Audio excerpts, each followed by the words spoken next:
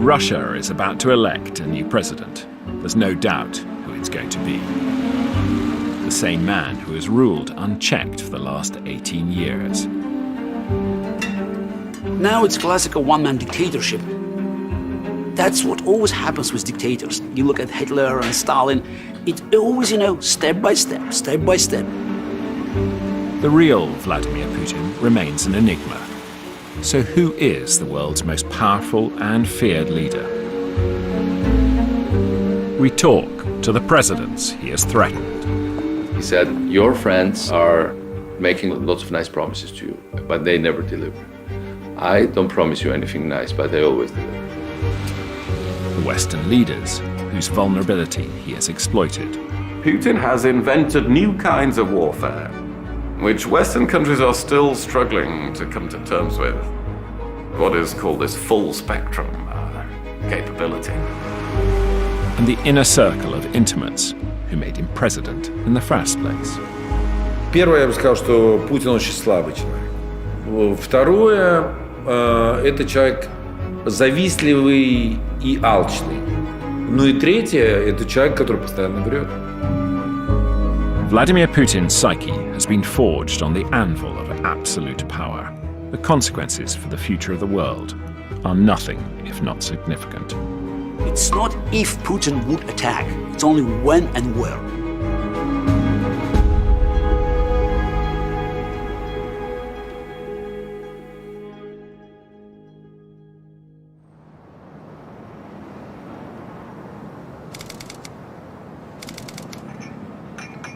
You could take the view that Putin's had long enough, it's time for somebody else. Really, a time for a change is the root of what you should be saying. Ksenia Sobchak is one of 8 Russian presidential candidates. Vladimir Putin has been a family friend for decades.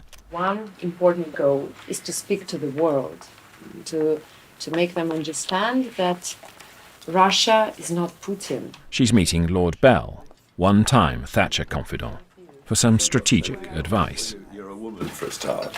That gives you an immediate advantage over Putin and over every other contestant. Young one.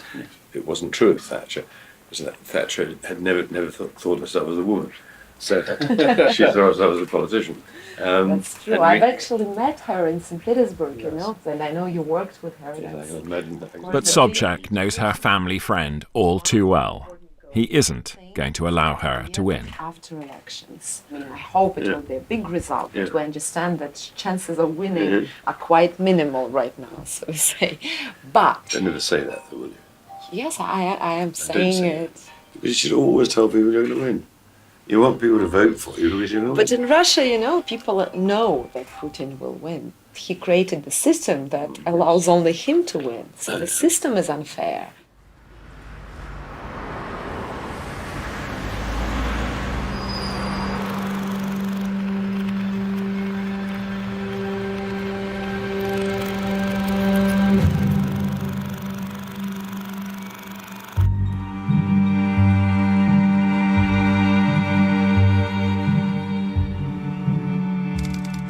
There were no hints of the future Tsar back in the 70s.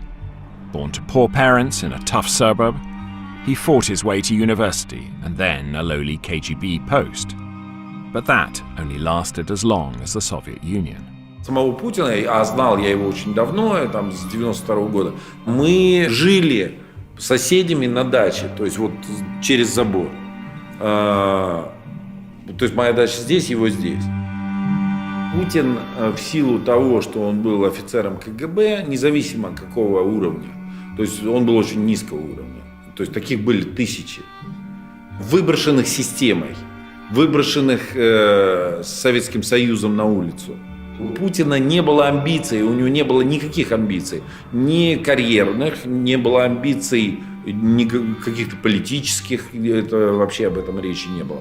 И случайно Путин попал, собственно, в мэрию там и так далее.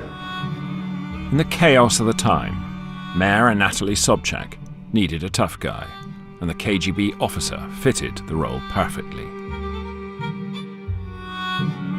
From being a grey-faced KGB agent, just a servant of the state, he becomes a personality, and so the ego starts to grow.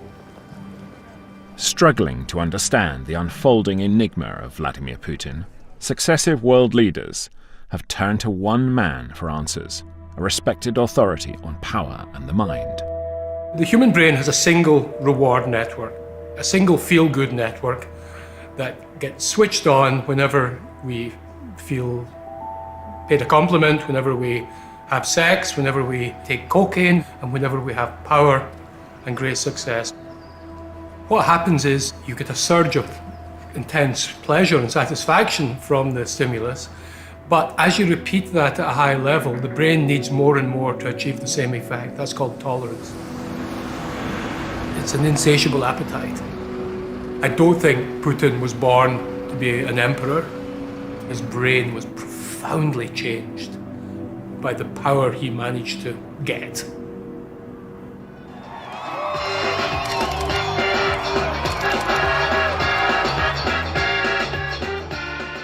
In the late 1990s, post-Soviet Russia was on the brink of collapse. A drunk president, gang warfare, robber baron businessmen, openly contemptuous of the rule of law. Kremlin insiders knew the country needed a savior. Any savior. Борис Николаевич искал среди своего окружения, своих близких людей, кто может возглавить страну, кого он может предложить народу, чтобы народ посмотрел на него и, если все удачно сложится, выбрал его. The obvious successor to Yeltsin was Deputy Prime Minister Boris Nemtsov, charismatic, eloquent, and principled. But Yeltsin hated him after he opposed the Chechen War. And there was somebody else. In 1996, Vladimir Putin had come to Moscow to work in the administration, keeping a low profile. Путин действительно был человеком скромным, и он никогда не пытался сказать что-то, когда его не спрашивали, но когда очередь до него доходила, и ему нужно было сказать, он говорил. Поэтому, когда необходимо было что-то сказать, он формулировал очень точно, и это было важно.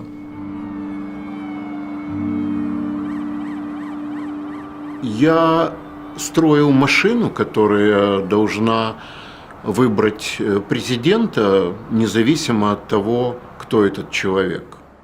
Gleb Pavlovsky was Boris Yeltsin's spin doctor, and he was tasked with preparing the succession. Кроме того, я разрабатывал сценарий кампании и следил за тем, чтобы игра шла по нему. В сценарии уже были заложены основные пункты победы, то есть свойства кандидата как энергичного, молодого, спортивного на фоне старого, уходящего, больного Ельцина. Это все уже было в сценарии. Путин, с моей точки зрения, играл очень хорошо.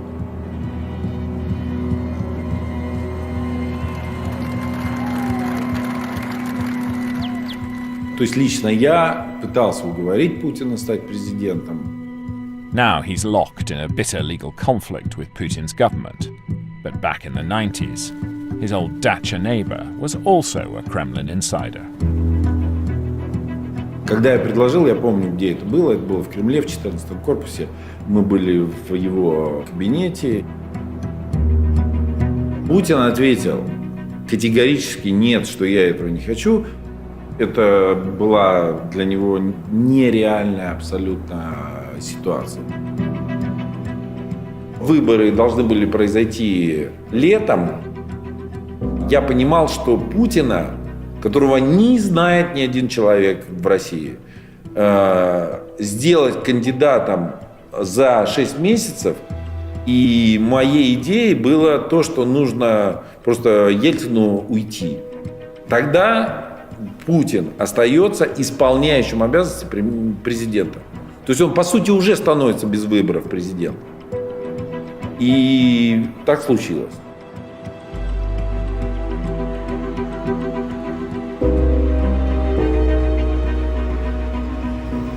Клянусь при осуществлении полномочий президента Российской Федерации.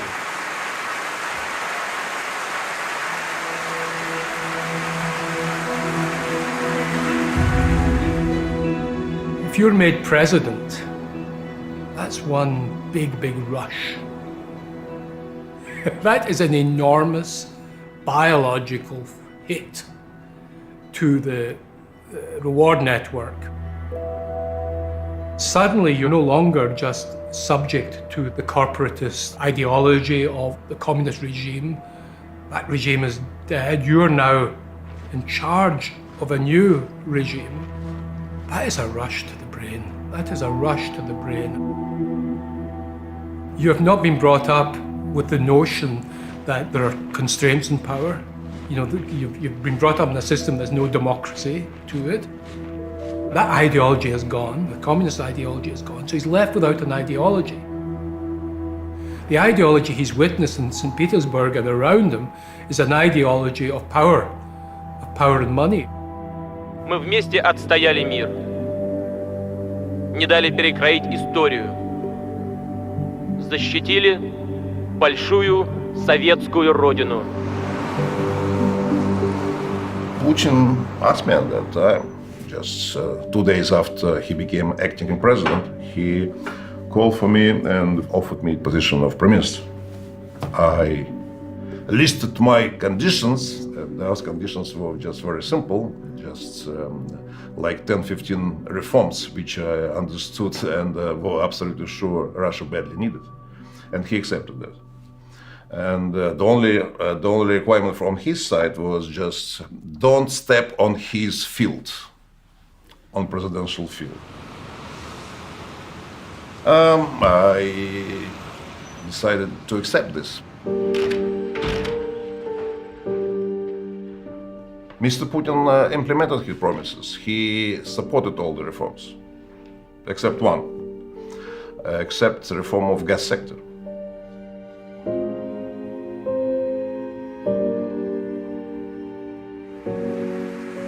I first met him early in the year 2000. He was very much the apprentice leader.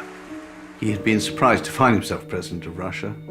When he became president, everybody in Moscow was saying, "Who is this man?" He had no political background. He'd hardly ever made a political speech. He was quite nervous, but also very sharp. He selected Tony Blair as the first foreign leader that he wished to meet, because at the time Tony Blair was the preeminent leader in Europe, was at the height of his popularity. And in a sense, one felt that Putin was trying to learn from Tony Blair how to be a political leader. My impression of this was he was a guy who was in charge, who was comfortable in his skin. And of course, Tony Blair was the same. So there was a lot of testosterone around. Tony, one of the reasons he was so successful was he has a very strong sense of who he is and who he was, and also he likes himself and he likes his body. I mean, neither will thank me for saying this, but they are actually remarkably similar in many ways. Putin said, "I want to make Russia a strong state again, and I want to reconnect it with the West." And he spent a lot of the next 3 to 4 years trying to get a seat at the top table of world and Western leaders. Question to President Bush, is this a man that Americans can trust? I'll answer the question. I looked the man in the eye. I found him to be very straightforward and trustworthy. I was able to get a sense of his soul.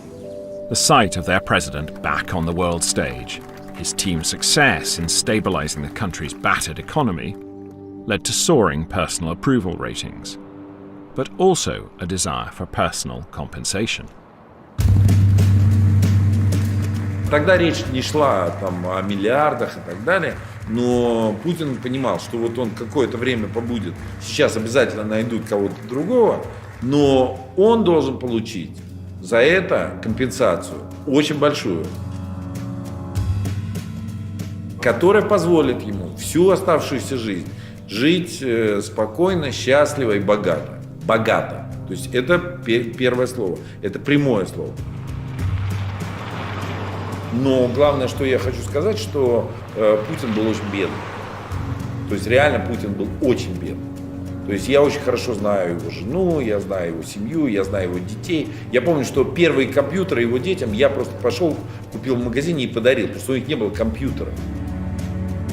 Компенсация, это, условно говоря, там, это, ну, может быть, десятки, может быть, там, ну, я думаю, максимум это там для него на тот момент 10, 20, 30 миллионов долларов было бы вполне понятной компенсацией за все, что он сделал.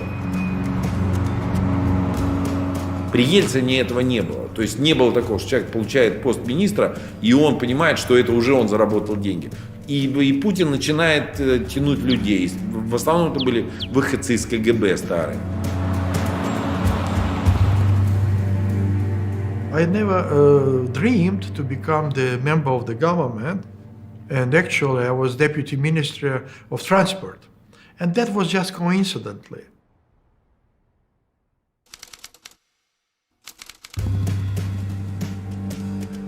You know, the lazy argument in the West is that you only got these posts because you were a neighbor of Vladimir Putin. Quite contrary. Quite contrary. At that time, he was already in Moscow, and that was a pure invitation from the Ministry of Transport.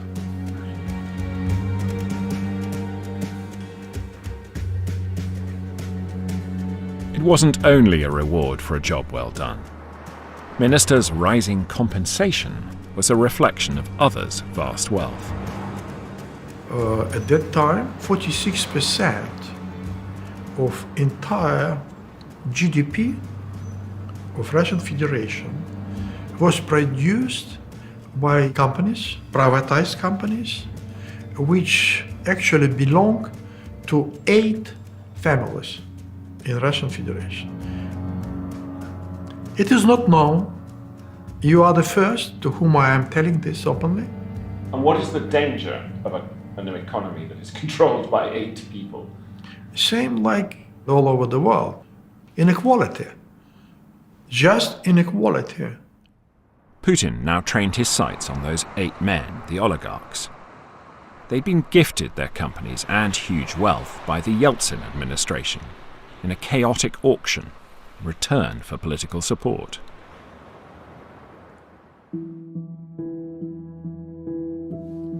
Early in 2003, the president engineered a gladiatorial clash. On the one side, the man who ruled Russia. On the other, the men who owned half of it. The chosen topic of conversation: corruption. A double-edged sword. Думаю, что время от времени нам вообще полезно собираться. Вот это государство вы сами и формировали.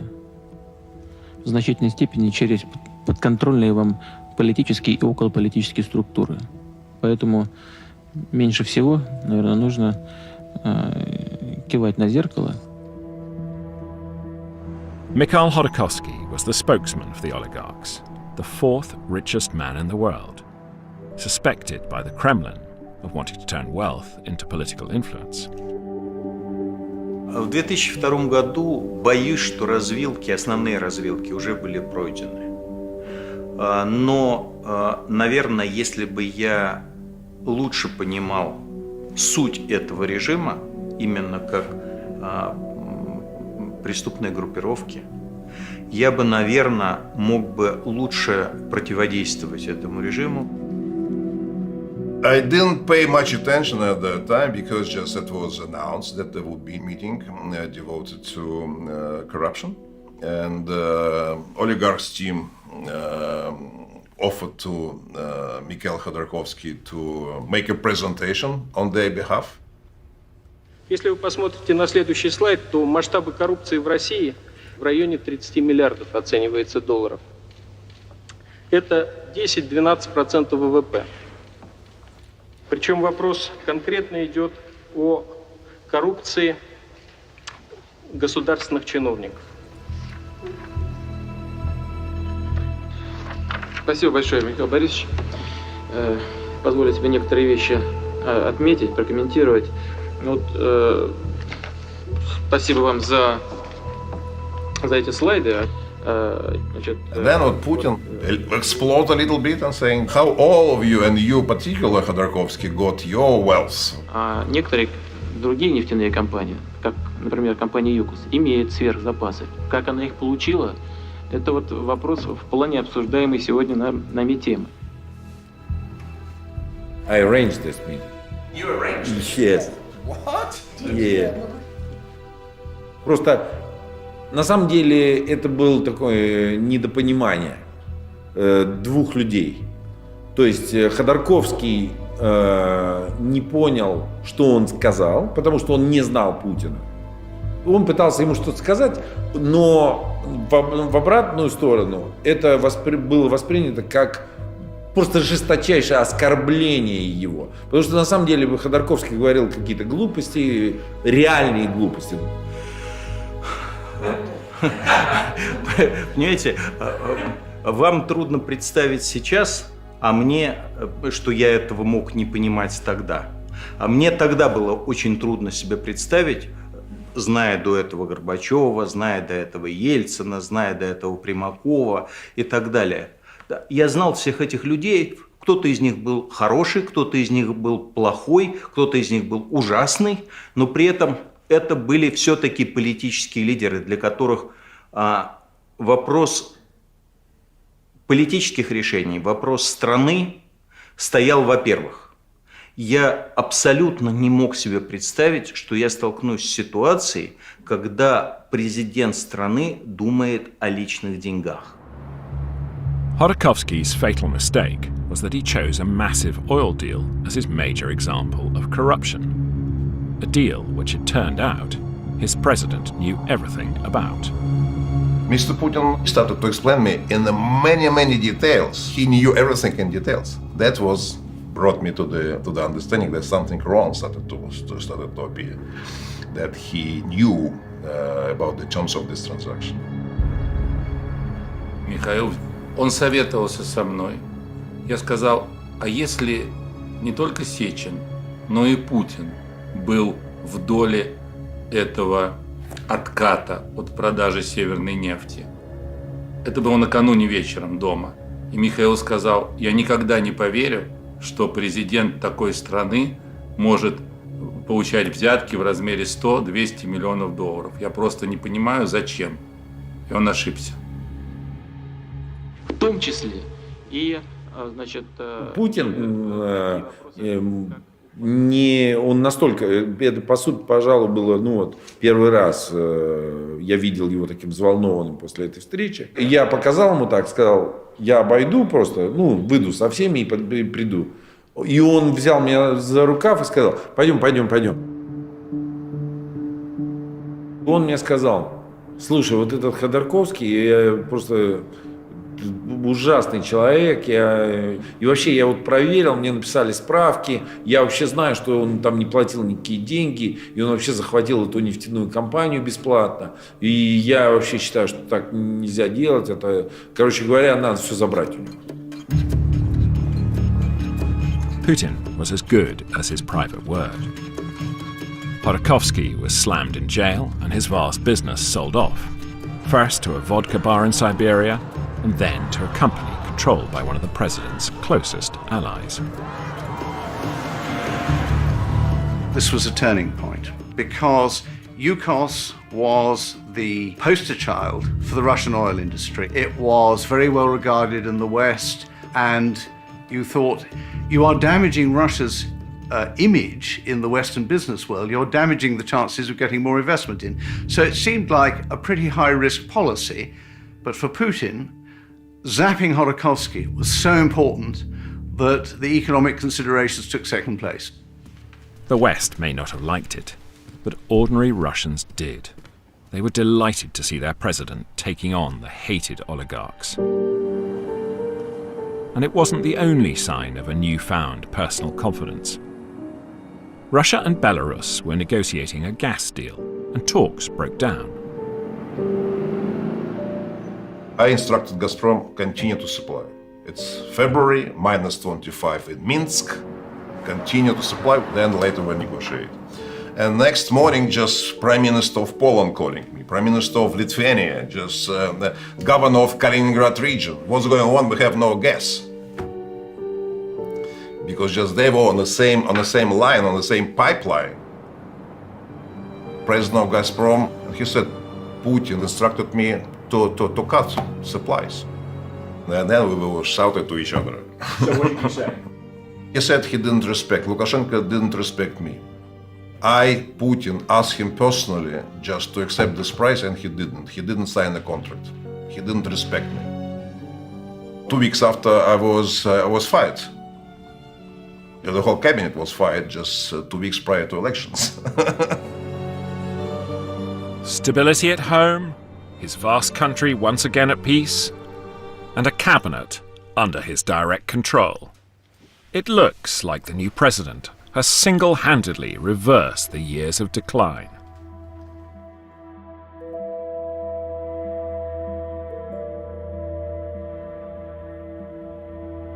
One of the features of unlimited power is the acquired narcissism that occurs.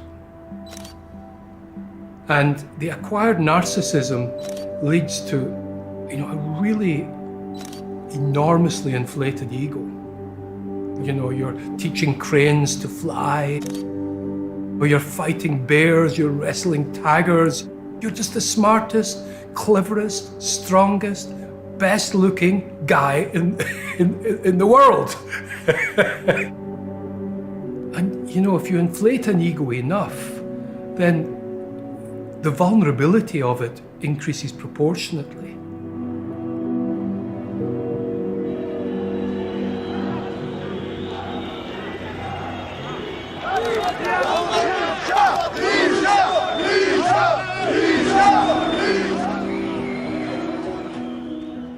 Then trouble broke out where he least expected it. Georgia.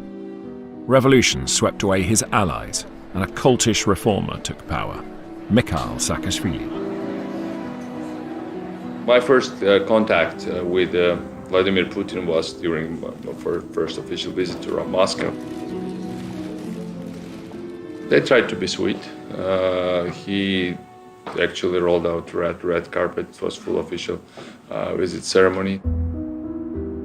The whole setting was meant to be a kind of recruiting session because Putin first took us to the office that he said that it was former office of Stalin. And then he took off his tie, jacket, invited me to do the same, and then sat down with me in what was meant to be a very frank and open conversation. From the very first meeting, I asked him, so Vladimir Vladimirovich, do you have any problems with our dealings with the Americans? No, he said, no. I'm myself friends with George Bush. Of course, we strongly, no, we are not in principle against you dealing with the Americans. We are just against you being slaves to the Americans. But then he told me something very clear. He told me that the sitting Georgian Minister of Security in Shevardnadze's government, he told me that this is our guy. We have very good experience of working with him. He really helped us a lot. And I hope he keeps his position. If he keeps his position, that will make it very easy, our cooperation. Second time I met and he asked, where is Haburzani? And I told him, well, he got promoted. We appointed him as Deputy Prosecutor General. And he said, well, this is not a promotion. We wanted to have him as Minister of Internal Security. By that he told me, oh, you're not going to fool me. Saakashvili enjoyed sort of poking the bear in the eye, and that's not always a very wise policy, and some people around him advised him not to do it, and he would have been better advised not to do it. The psychological and the personal now plays a much bigger role in international politics because of the old certainties, the old tectonic plates of ideology and of interests between blocs. They've all gone. And we're now in a system where individual human psychology and personality plays much more of a role. To Putin's intense irritation, Bush immediately responded to Saakashvili's overtures, reversing the pro-Russian stance he'd earlier held. Georgia is today both sovereign and free, and a beacon of liberty for this region and the world. Putin began to believe that the Americans could never be trusted, a view strengthened as the tide of revolution reached neighbouring Ukraine. Now to the political crisis in Ukraine.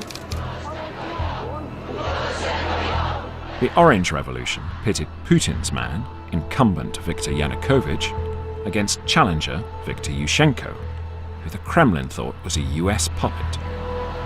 At the polls, Yushchenko won, despite the best efforts of Putin's personal spin doctor. Я не вел кампанию, хотя очень многие считают, что это я ее вел. Но Янукович не был моим выбором, он был ужасен.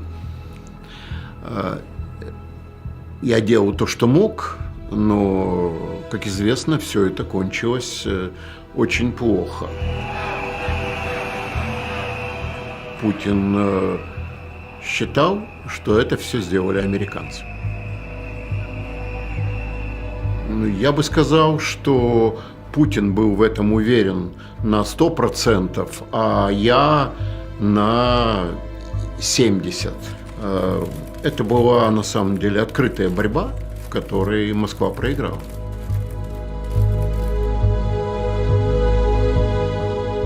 That was a massive humiliation for Putin, and it was the shakiest moment of his 18 years in power. For 3 months after that, people in Moscow were actually asking whether he would last to the end of his presidential term. It was a huge defeat for him, because he was perceived as sort of having lost Ukraine. It's a defeat the president has never forgotten and never forgiven. He could never trust the West again. A perception its politicians, glorying in democracy's victory in Ukraine, only strengthened.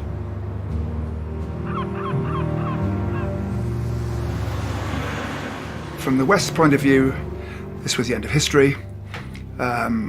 Liberal capitalism had triumphed. That was a bit tough on the Russians, but there we are. And I wish we'd handled it differently. Imagine if in the United Kingdom had not just been Scottish independence or Welsh independence, Northern Irish independence, but the northwest and the northeast of England and the southwest had also decided to declare independence. So we didn't really factor that in my view, and we then scared the Russians with this absolutely fundamental anxiety they've always had about being encircled. In hindsight, I think that we created the anxieties, and we could have avoided them, from which many of Putin's subsequent policies followed.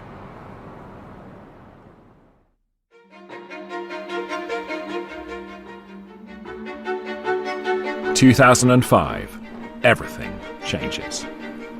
Vladimir Putin turns inward, back to Russia and its people. Gone modernization, gone attempts to woo the fickle West. Instead, Putin is Russia, Russia is Putin is the new slogan. He will rebuild his country himself. Мы отнеслись серьезно и стали создавать разные молодежные и немолодежные организации, чтобы иметь какую-то массовую опору.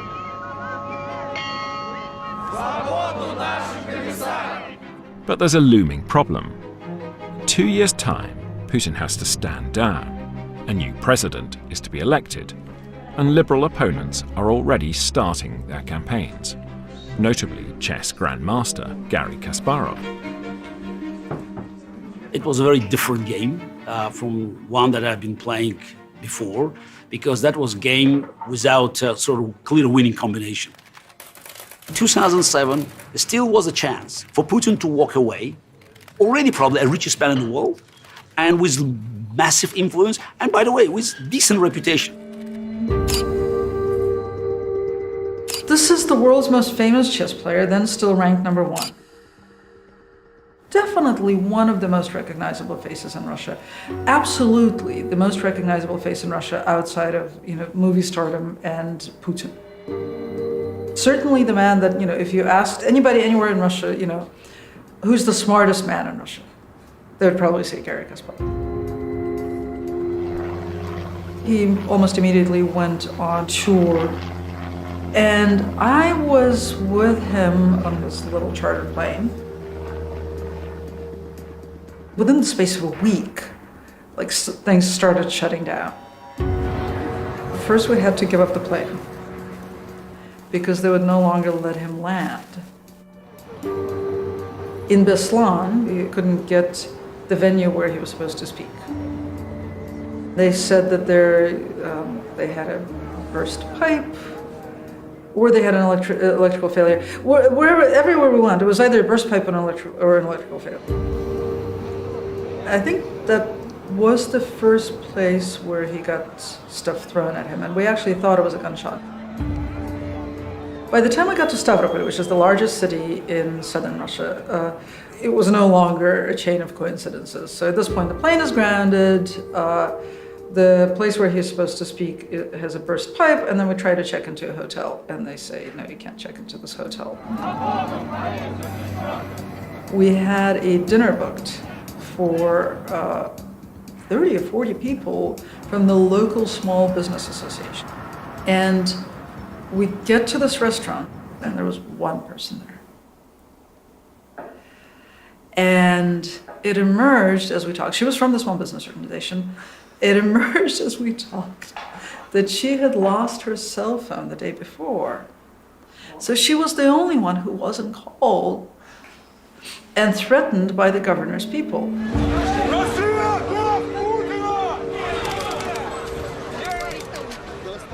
The Grand Master soon finds himself under arrest.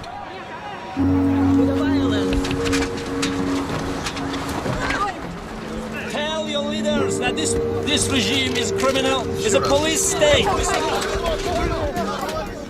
I have to say that compared to what we are seeing today, those were vegetarian times. 10 years ago, for peacefully protesting against Putin on the streets, you could end up in prison for 5 or 10 days. Today, you would end up in prison for 5 to 10 years. My first trial, which again, we ended up with a 40 pounds fine. But the judge there, she set up the rules for the future because everything that happened with me was videotaped. I had a videotape, I had witnesses that proved that everything that they presented in the court was a lie. She said she trusted a policeman, one policeman, a police officer, over the rest of the pile of evidence because he wore the military uniform. Активисты, молодые, которые нападали на Каспарова, это, естественно, не то, чем я руководил. И, естественно, не то, о чем Путин отдавал бы приказы. Kasparov isn't the only one trying his luck. So is Mikhail Kasyanov, keen to return to power. I decided to run. I believed at that time we had a chance. I started to run, and at that time it was necessary to collect 2 million signatures, and we did it. Then my rating of my support started to grow from 6%, which is usually like 5-6%, up to 18%. And 1 month after, just they cut me out of elections, just describing that 35 signatures out of 2 million signatures we believe not right, not correct. With no Kasyanov or Kasparov in the mix, Putin's man, Prime Minister Dmitry Medvedev, succeeds him as president. But then, in defiance of the spirit, if not the letter of the constitution, the new Prime Minister is Vladimir Putin. His country's future too important to relinquish, power too addictive to give up. That is absolutely clear for everyone in Russia, that his successor, that is simply just to keep the presidential seat warm. And he successfully implemented this goal Mr. Putin wanted him to do. This is why democracy was invented. Take anyone who is given absolute power for more than, say, 8 or 10 years, that will inevitably distort their behaviour in ways that can be very dangerous.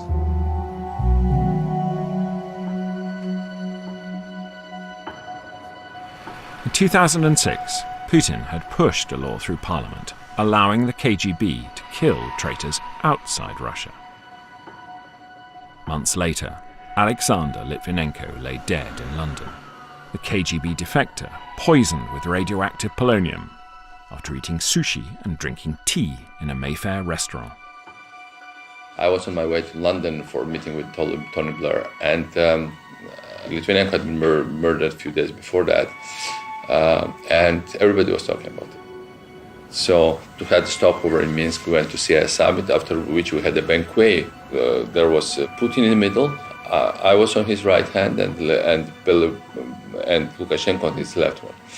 And Lukashenko has this habit of poking Putin from time to time and even making fun of him. And so he started to say, "Well, Misha, so from here you are leaving for London, and so you should really be well fed. I don't advise you to eat anything in London." And he says, especially, I don't advise you to eat any sushi. Then don't even go close to sushi. But the safest thing to eat from which you won't for sure be poisoned, is from plate in front of Vladimir. So he takes plate in front from Putin and gives it to me.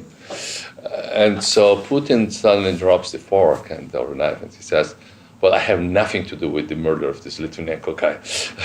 And he got visibly annoyed.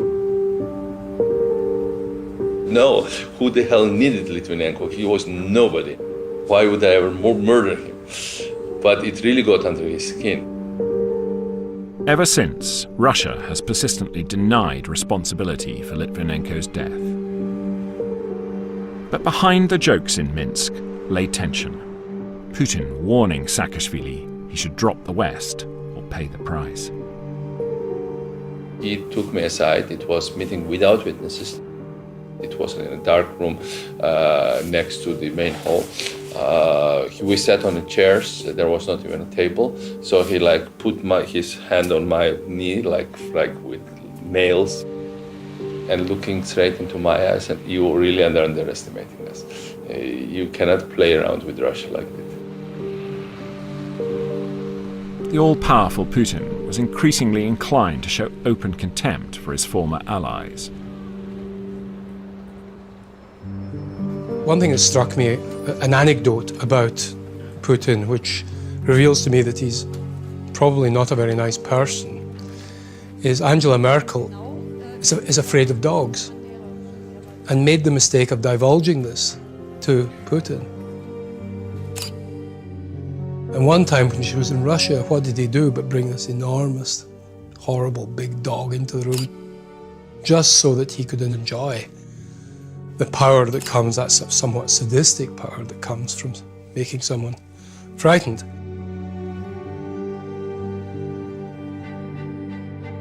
In 2008, the Georgian crisis boiled over as separatists rioted in the dissident Republic of South Ossetia. The Russian army massed on the border, with Putin certain the hapless West would do absolutely nothing. It was obvious that it was basically on the edge of war. So Europeans and Americans started to make statements. Yeah, I tried to call Medvedev because Medvedev was officially the president, but then they called me back from Russian protocol and said, Vladimir Putin wants to talk to you. And Putin says, well, why are you calling Medvedev? It's me who is doing all these things, and I'm directing the whole operation. So I told him, look, we are very worried, and not only we are worried, look at the statements. We have White House, the European Union. He said, yeah, I really saw the statements. They are really very strong statements. And he said lots of paper was spent on the statements. So he told me, Mikhail Nikolaevich, why don't you call your friends in the West and tell them to roll this paper and stick it in their asses?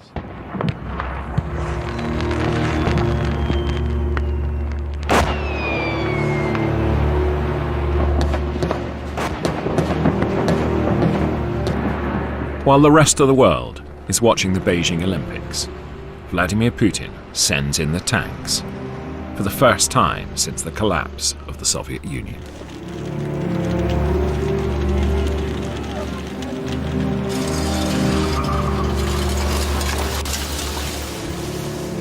happened that at that moment, finally, the Americans woke up. I have directed Secretary of Defense Bob Gates to begin a humanitarian mission to the people of Georgia headed by the United States military. This mission will be vigorous and ongoing. And one of the things that they leaked was that Cheney wanted to hit the Russians with cruise missiles. Within 40 minutes after Bush's announcement, Russian troops advanced on our capital was stopped. So Putin got the message. The West was horrified by the invasion and relieved at the pullback, but even a 5-day war made Russians feel their country was strong again, a firm leader at its tiller. Worried European countries decide it's time to try and be friends again. I visited Moscow and I saw then President Medvedev. This was in the period when Putin had stepped into being prime minister, while of course still holding the reins of power. Medvedev is much more a normal European politician. Talking to him is a much less, you get a much less sinister feeling, really, than talking to President Putin. I escorted him to the Olympics when he came here in 2012. I took him to the Excel Center to see the judo.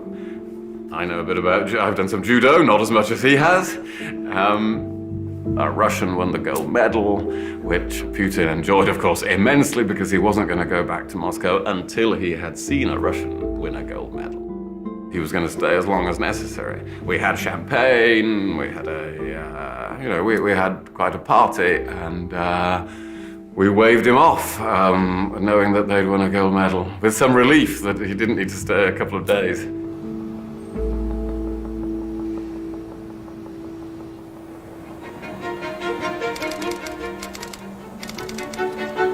Two years later, the Sochi Olympics were intended to be another stepping stone in Russia's path to global dominance. The president poured vast amounts of time and money into the project.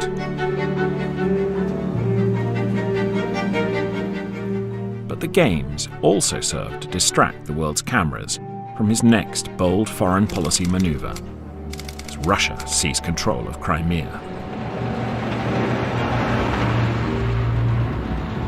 Dictators never asked why. It's always why not. But we could see an acceleration if, for Hitler, it took 20 months from Berlin Olympics to annexation of Austria. For Putin, it took only 20 days. From Olympics to annexation of Crimea.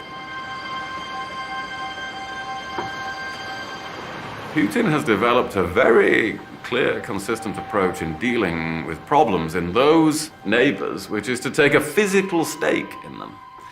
Something which is, every time he does it, is astonishing to Western opinion. Of course, it wouldn't be astonishing anymore because he's done it several times. But it is to physically take part of one of those countries, to stop that country functioning as a sovereign state. And that is how he arrests the arrival of the growth of Western ideas.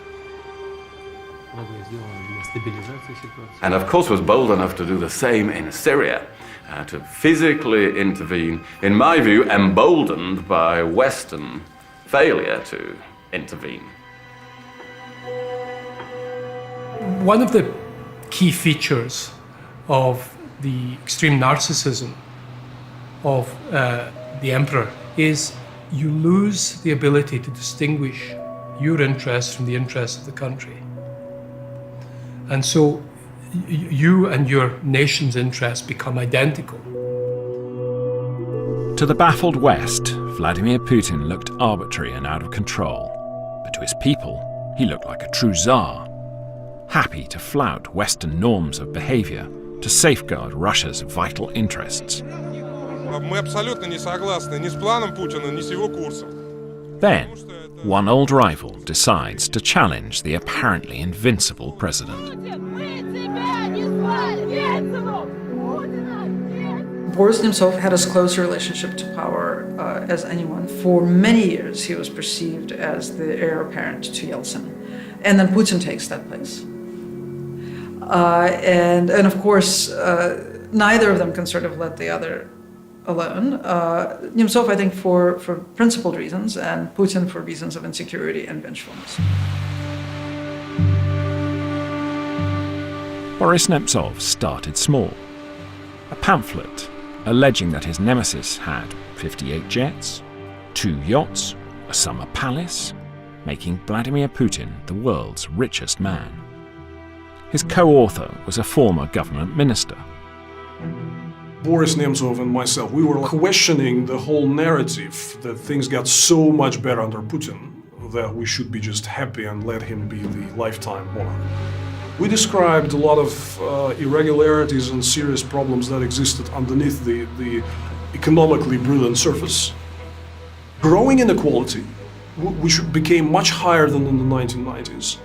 Growing corruption and institutionalized corruption, which also was never the case in the 90s, because in the 90s it was all about bribes from businessmen to bureaucrats. But under Putin it became bureaucrats completely affiliated with making dirty money, and actually it became their business and their only business to do so.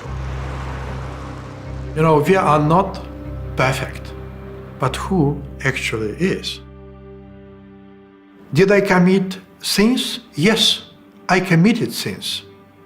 But I never killed a person. I never slapped anybody by the face, either figuratively, either, physically. And I never stole from anybody. I helped a lot. And, from time to time, it returns to me in a form of just unexpected support.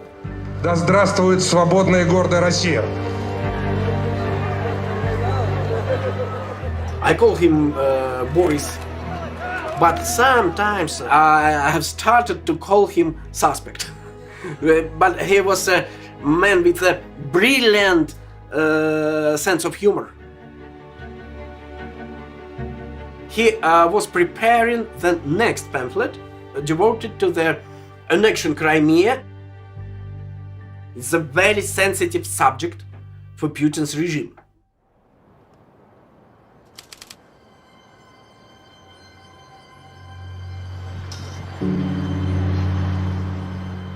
One winter's night, Boris Nemtsov starts to cross the Moskvoretsi Bridge in the shadow of the Kremlin walls.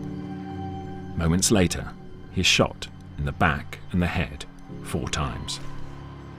I was, of course, shocked. I couldn't even imagine that it could happen in the 21st century with us in the center of Moscow. I immediately came there on the bridge and just was standing on the body of murdered my friend, just on the front of Kremlin wall. Well, just all Secret Service cameras just installed.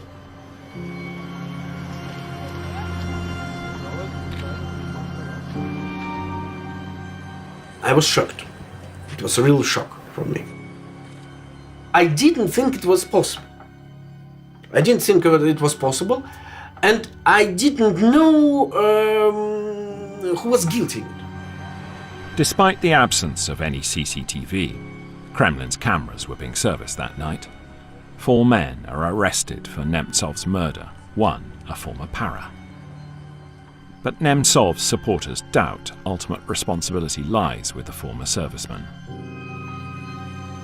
If you stand there and look at the location, and you completely understand that in this place, it cannot happen without not only the permission, but the order from a person number 1.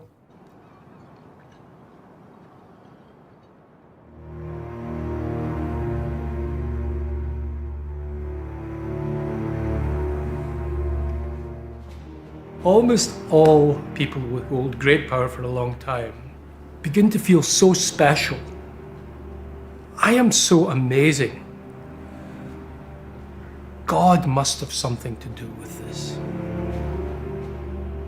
Look, I can snap my fingers and they invade a country. I have power of life and death over man and woman. George W. Bush confessed he thought that God was involved in his decision on the Iraq War. Tony Blair hinted that we chat with God now and again. Julius Caesar had himself deified and he was still alive. With unchallenged authority at home and his nearest neighbours put in their place, the president is now able to spread his influence even further afield. It seems very evident that there was Russian interference in the election. The amount of evidence amassed by the intelligence agencies in the United States about Russia is unlikely to be wrong. A lot of people say, as an example, Hillary likes to play tough with Russia. Putin looks at her and he laughs, okay?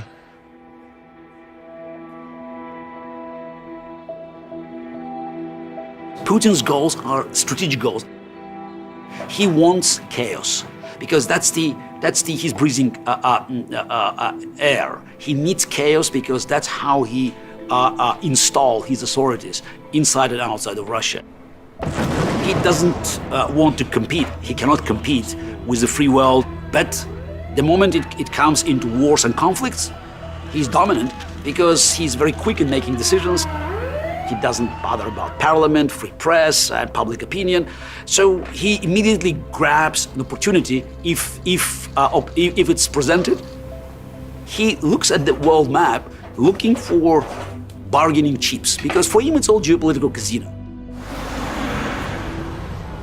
I think this is part of a pattern where there has quite probably been Russian interference in elections and referendums throughout Europe over the last few years, not always to achieve a specific result, but to diminish confidence in the democratic process over time, and to weaken the unity of the West.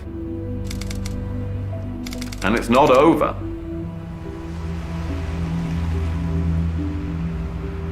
Нас никто не слушал. Послушайте сейчас. With just days to go to the election, the president announces a new global arms race, with nukes designed to elude any anti-missile system, present or future. С целью сдержать Россию не удалось.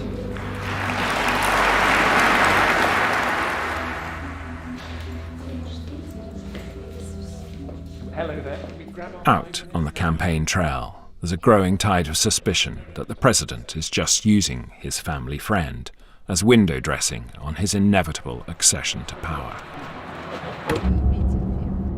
So you're not the Kremlin's puppet then? Well, I'm tired of answering this question. No, I'm not.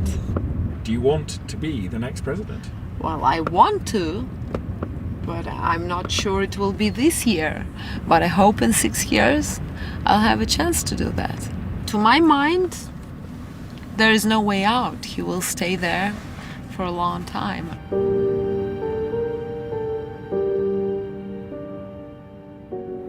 Even if he could arrange a handover that guaranteed he would not suffer the fate of Gaddafi or Saddam Hussein, how do you replace the incredible mainlining into your reward network of exceptional power? There's an awful bleakness and blackness out there awaiting you.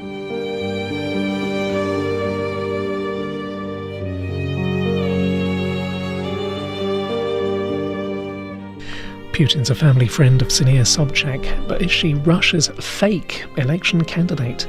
Watch Our World on BBC iPlayer. Here next, how could the CIA win the Cold War with an arcade game? Sandy shares the secret on QI.